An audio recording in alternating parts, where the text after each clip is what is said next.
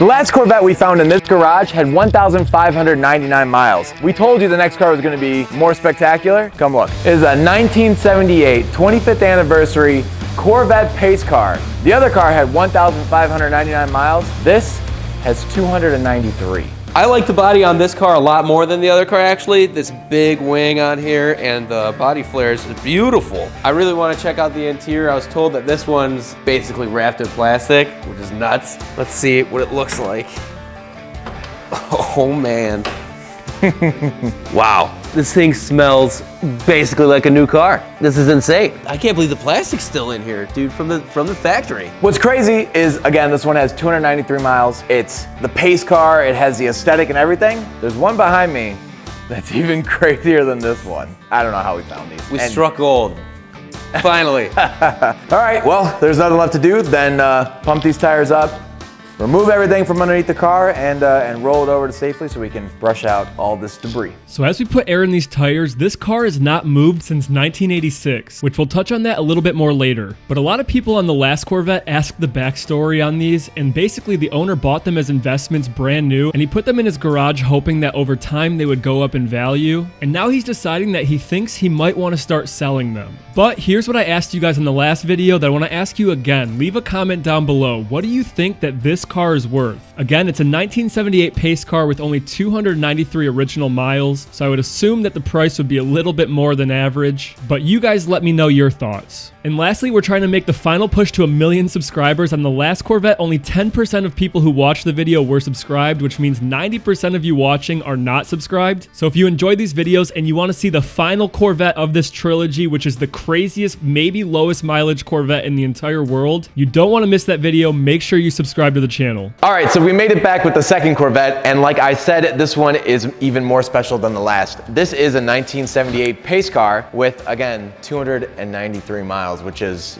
5 times less than the other 25th anniversary car that we did. But this one's even more special, being that it's a pace car. It is a limited edition car, and it also has the L82 performance package, so we'll get into that a little bit later, but this did have more horsepower than that base model 25th anniversary.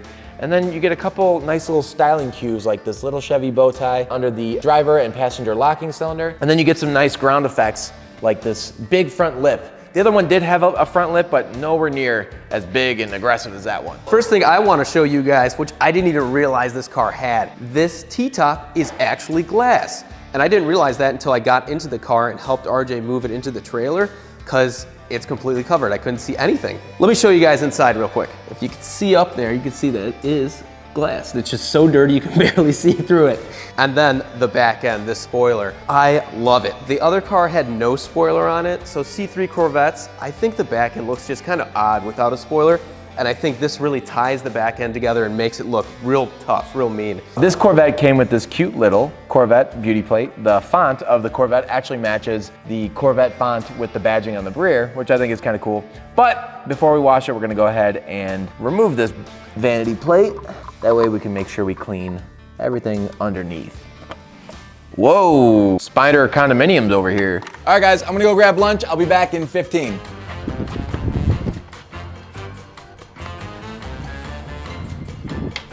You guys see my keys? Trailer, truck, where's my car key?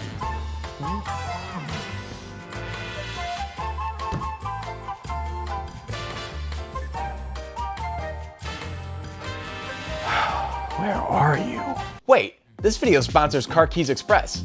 I can skip the dealership and have a car key made without even leaving the shop. They have a service called SnapKey that lets you make car keys with your phone. Just take photos of your key and a new key is cut and shipped to you, along with their do-it-yourself installer to quickly and easily make it work with your car. And if you don't feel like doing it yourself, would you rather have an expert do it for you? Car Keys Express technicians cut keys in thousands of neighborhoods across the United States. Just schedule an appointment to have a fully trained expert cut and pair your keys for you. It's easy enough for anyone to use, guaranteed to work, and you can save up to 75% off dealership prices. Or I like to call it dealership prices. So if you need a new car key like I do, then use our link in the description and get an extra 10% off. Thank you to Car Keys Express for sponsoring this video. Now it's time to get back to that Corvette pace car. So I really love these red lines along the wheels, but these wheels are absolutely filthy. And that's where we're gonna get started. We gotta get these wheels cleaned up first before we start washing this car. So just like the last Corvette, the way we're going to be cleaning these wheels is a little bit unorthodox. So we're going to clean the face on the ground, and then when we put it up on our scissor lift, we're going to be able to take them off to clean the treads and clean the inside of the barrels as well as the wheel wells. That way we can get 100% of this car cleaned and delivered back to the owner when it's done.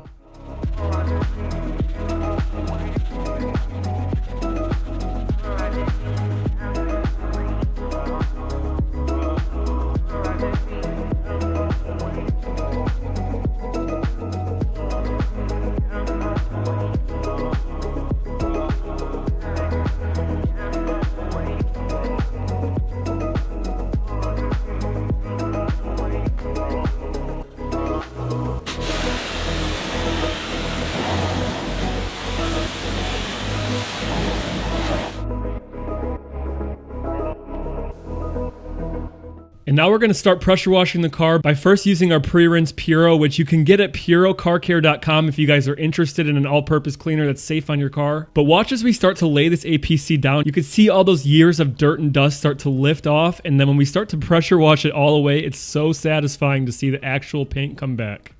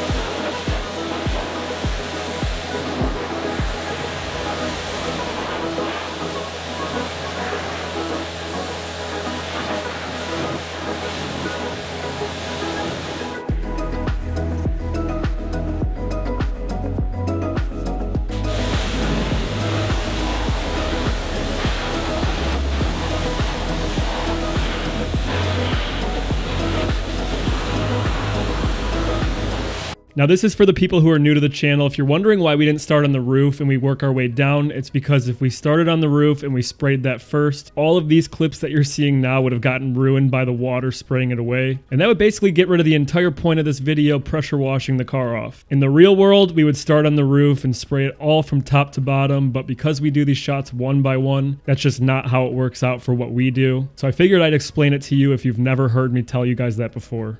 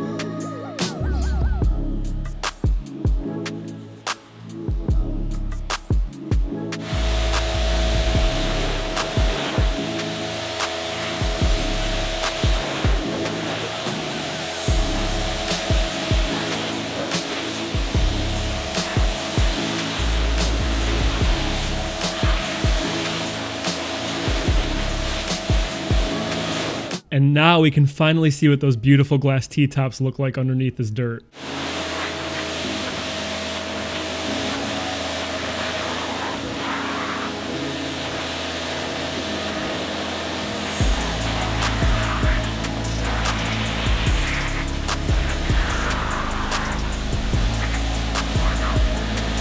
And really quickly, we're also going to get the gas cap area cleaned out as well.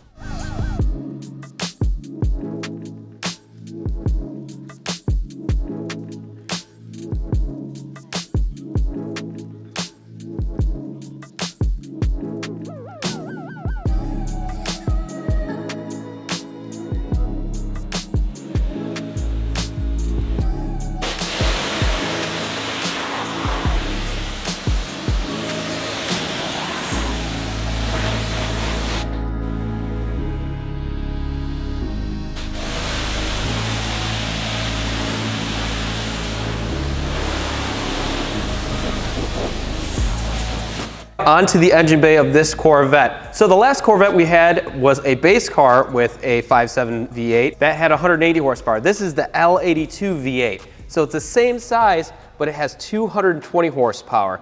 An easy way to tell these apart is when you open the hood, the L82 has 2 intake vents, and the base car, I think that's an L48, has a single one. But we're gonna open this up and see if anything made it in here or if it's as clean as the other car was. Oh, it's like new still. Wow. Hey, it fared better than the last car. Somebody made it in here though. There's a little bit of something in here. I think it's a kernel of corn. So let's get that vacuumed out and back together, and then we'll get this engine bay cleaned up.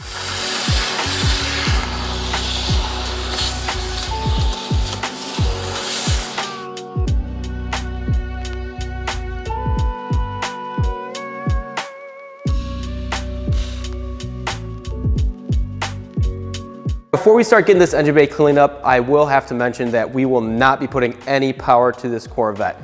Usually, in some of our older videos, you would see we put power to them to try to start them up or play with the lights or whatever, open and close a window.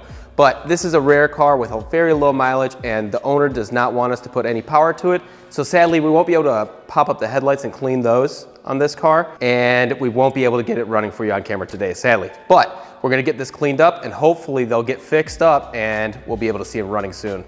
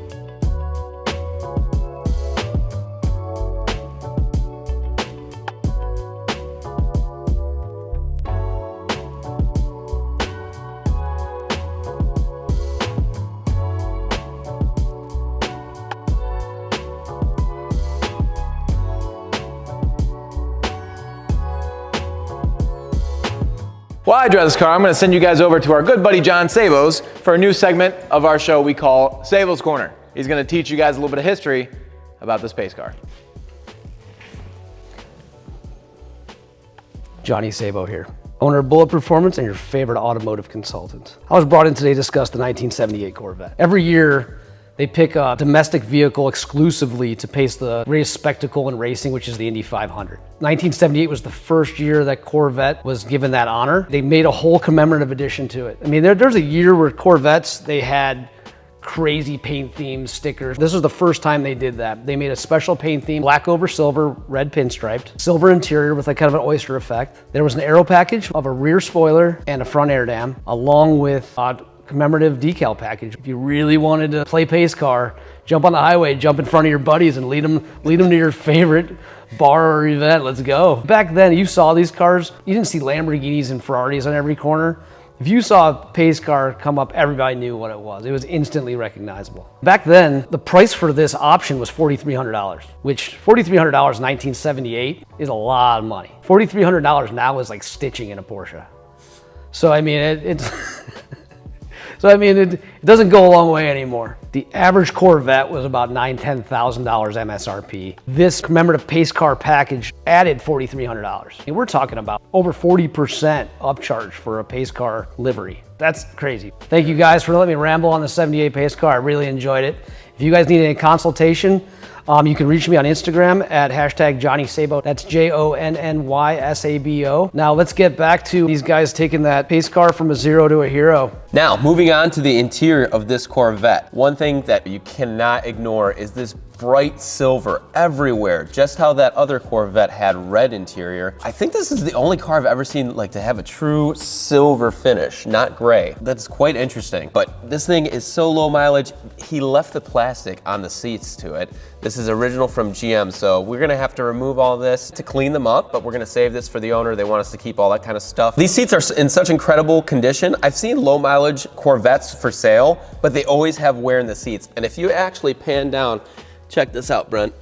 Look at this. This is perfect. Just a little bit of scuffs from the rodents that were in here, but this is in such good shape. You never see something like this. And you can see the placard here in the middle. It displays as a 25th anniversary Corvette limited edition. What the owner had told us was that this car, he bought it used actually with only 100 miles on it. He kept it in his garage and he let his, I think it's niece or nephew, not too sure, take it to Homecoming in 1986. And there's a little placard from the Homecoming car show from there, which is pretty neat. We're pretty sure that this is the last time this was driven. He said after they brought it home from this event that he just parked in the garage and never drove it again. Before we get into the cleaning of this Corvette, I just want to see if we find any goodies in the glove box.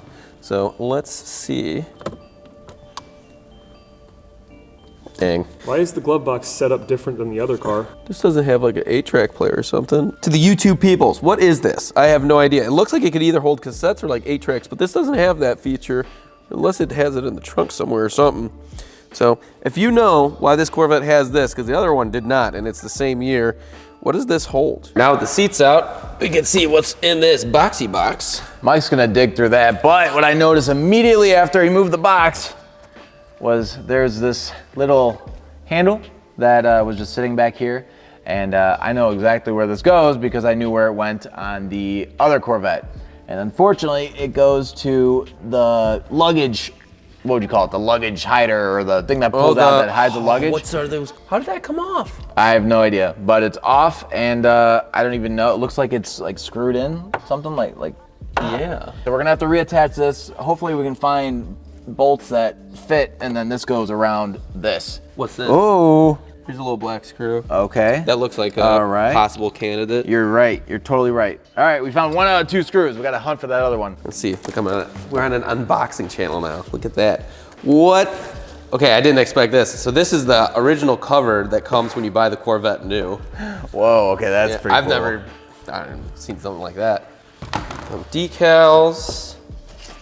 I think this must be, these might be the decals that go with pace cars. But all the pace cars usually come with big decals on the side of them, and I believe Chevy either installs them from the factory or you can choose to have them not installed and they just give them to you. That must be what this is. Yes. So these are the original stickers that were never installed on the car. Wow. Whoop. That's pretty cool. Official 62nd annual Indianapolis 500-mile race. Wow. Yep, so that's pretty sweet. I was wondering where these were on the car because every time I looked up any of the pace cars, they always had these decals. So it was up to your discretion if you wanted to install them or not. I have to take a picture of this. Yep. All right, now if this isn't the most classic car owner thing that I've ever seen, an antique auto is like another man's wife. Look and admire, but do not touch. And here is actually the guide to install all of these as well. These have been just sitting here. Oh, that's cool. Yeah. So that's the, oh, cool. Yeah, and then it even says the limited edition, that was, I think, assembled at the plant, so they just put that on there. Can you imagine how many people didn't have the dealer do it or the manufacturer do it, and then it's just like...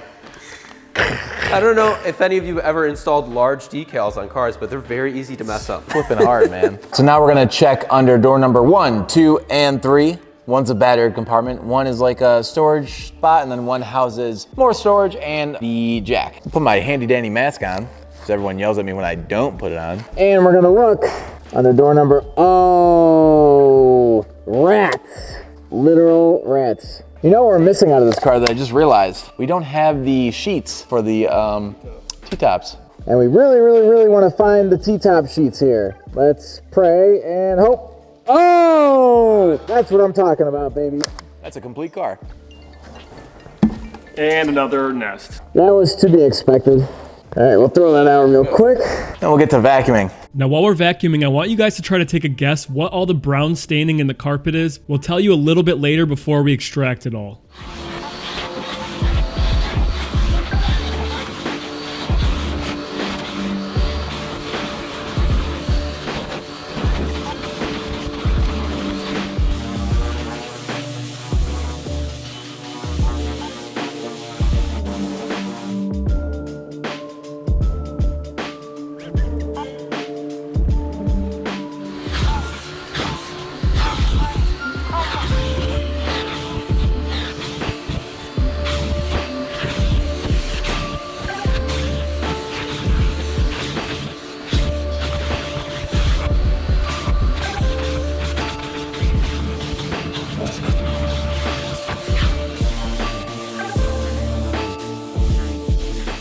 Now here's the best way I've found to clean all three of these back compartments. First, we're going to remove everything from them and vacuum them completely. Then we're going to use our Puro with a drill brush to really work it into the compartment. And because they have drain plugs, we're going to use our extractor and spray it all down and then suck out as much water as we can. And then we're going to go back afterward with an extractor soap, spray that in, and do the same exact thing again, which is going to help rid it of any scent that the mice left over. And lastly, we're going to use a ceramic spray sealant as a protectant with a microfiber towel to get it all nice and dry. Maybe this is a little bit overkill, but we like to be super thorough, and they turned out really nice and they smelled good afterwards when mice were definitely living in there.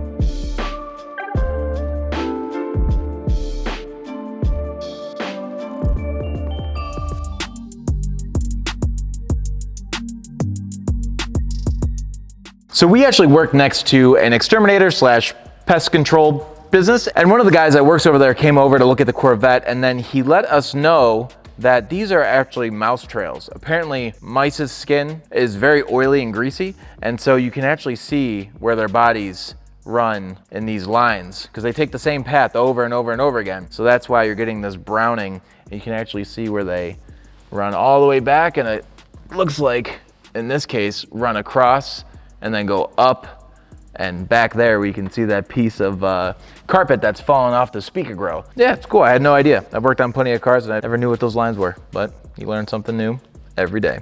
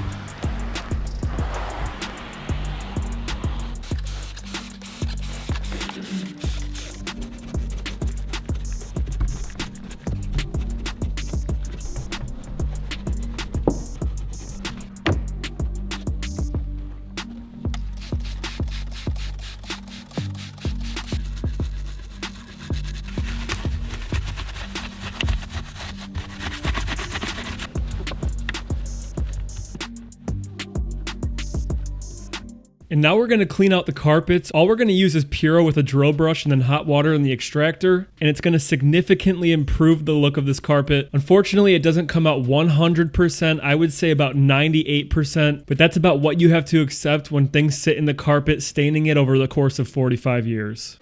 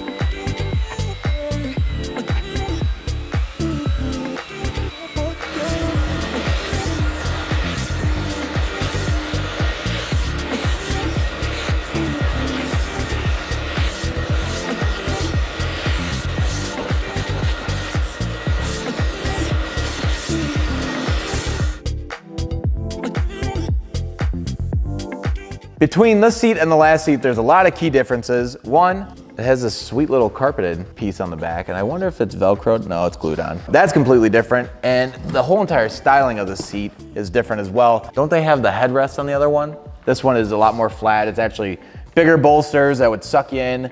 It's more of a bucket seat, whereas the other ones were kind of just more of like a touring seat, I guess. One thing I had noticed on the last Corvette that I noticed on this one as well is that these seats are identical twins, even to the side that the seat adjuster is on. Apparently, GM decided that it's easier to make one seat and put it on both sides of the car and save money than having to develop two, completely different seats like manufacturers do today. But again, for anyone that's doubting the actual mileage of this car, oh wow, so you can't even see the foam underneath. Completely different design. This is like a plastic frame. I've never seen that. I mean, yeah, it's brand new. The cushions are all, or the foam is still super, super soft. But even the spring has no rust. Everything about these are just pristine, perfect. It's a time capsule.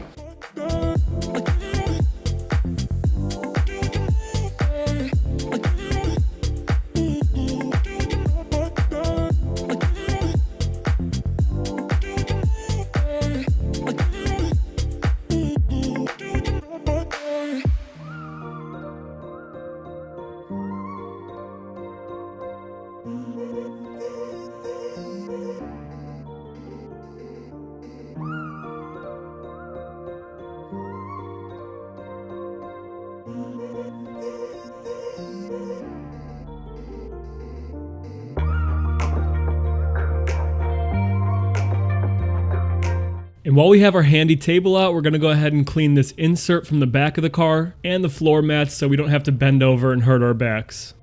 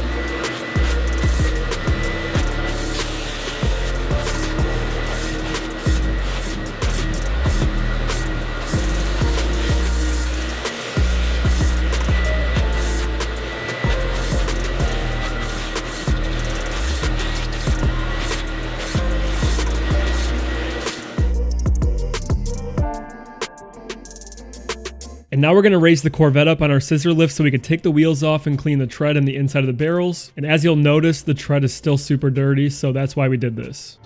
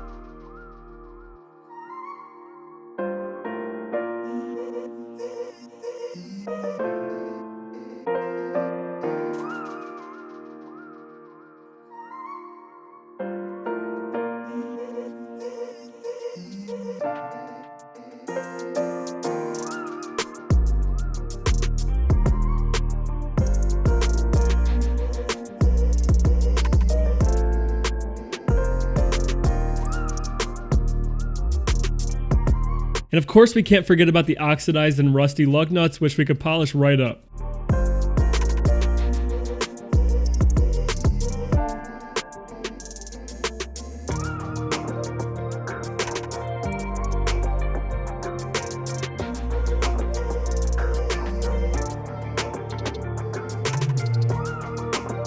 All right, Mike here. I wanted to check out the bottom of this Corvette before we get it all cleaned up. And it's in better shape than the last one, that's for sure. It seems to have less rust than the last car. I'm not sure if that's because of the position of this car in the garage or what exactly. But you can see the various tags still in place from the factory. It's just an incredible shape. It looks seriously brand new. It looks like someone put that on yesterday. That's pretty incredible for being from 1978. This thing is gonna look pretty prim and proper once we're done cleaning it up. And that's not a job for me, that's a job for someone else. Who could it be?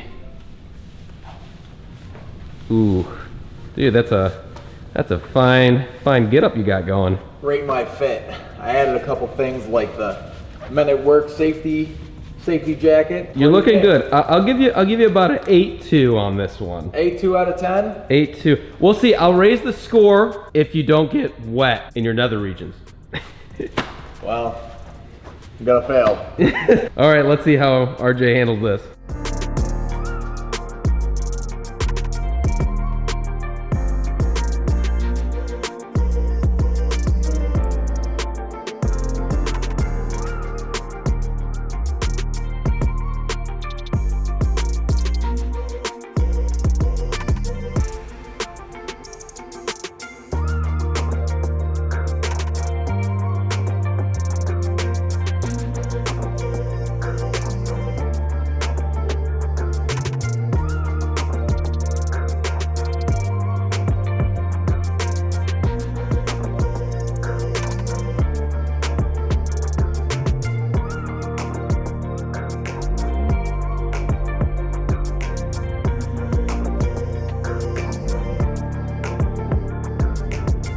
And you guys should be really proud of us, because if you watched the first Corvette, you'd know that we couldn't get the spare wheel down, but on this one, we figured it out so we could get it down, clean the wheel, clean inside of there, and put it back.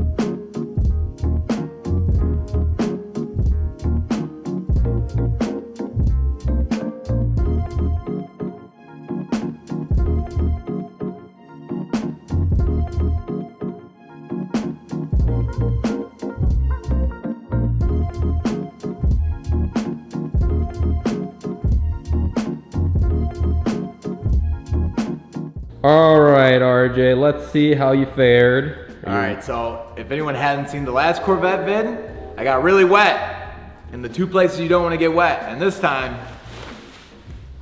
Nice. Look at that. Dry as a bone. That suit did its job. And now we're gonna clean the wheel wells, put the tires back on, and then throw tire dressing on them to really make them pop.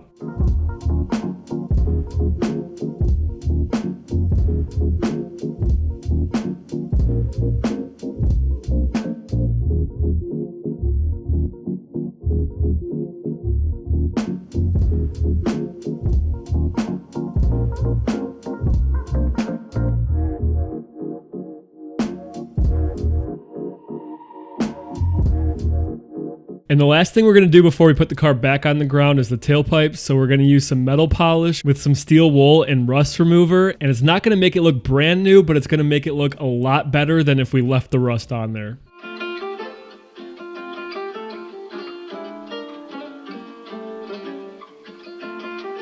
So the Corvette is on the lift, it's all washed and decontaminated, and I'm gonna take a look at the paint to see what I'm working with. And first impression is, yikes. This thing is littered with scratches, probably from the critters that were running all over it while I was in the garage. Like right here, looks like something fell over the pillar and dragged its nails down the pillar right here.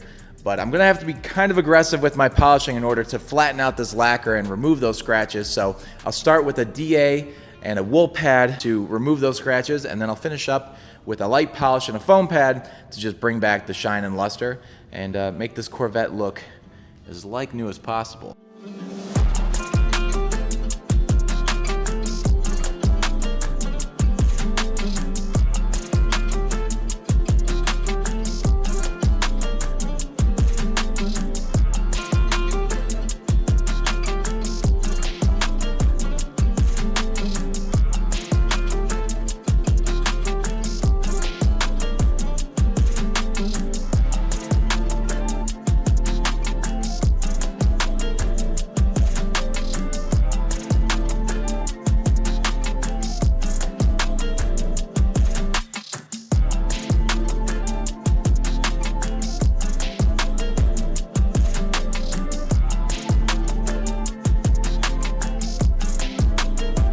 And finally finishing up this detail, making the car look as new as possible. We cleaned all the windows and then the vanity plate and put that back on, and this car was good to go. If you guys enjoyed the video, make sure you like and subscribe because you definitely don't want to miss the last Corvette of this trilogy. It's probably the craziest one in the entire world.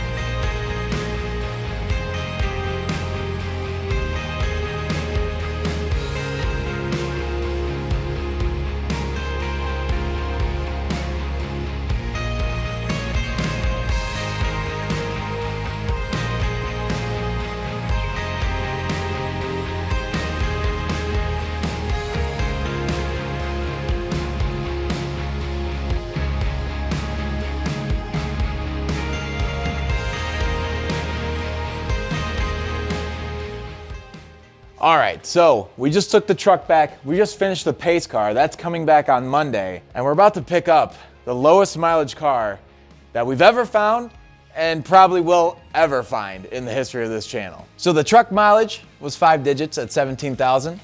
The white Corvette was a 4-digit mileage car at 1,599. The pace car that's coming back was a 3-digit car at 293. And this Corvette is a 1982 with only 2 digits on the odometer, and it might start with a 9, or it might start with a 5, or maybe lower than that. So if you want to see one of the lowest mileage Corvettes in the world guaranteed, subscribe. You guys aren't going to want to miss this one.